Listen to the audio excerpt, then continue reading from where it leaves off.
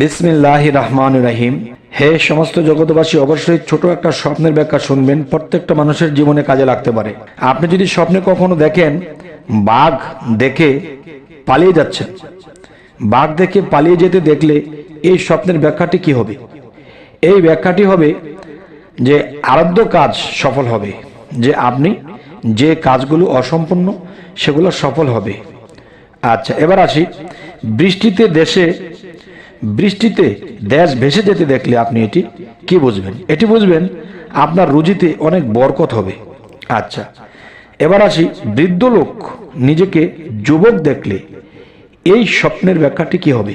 এই স্বপ্নের ব্যাখ্যাটি হবে সুখ শান্তি ও আপনি অর্থনীতি লাভ করবেন।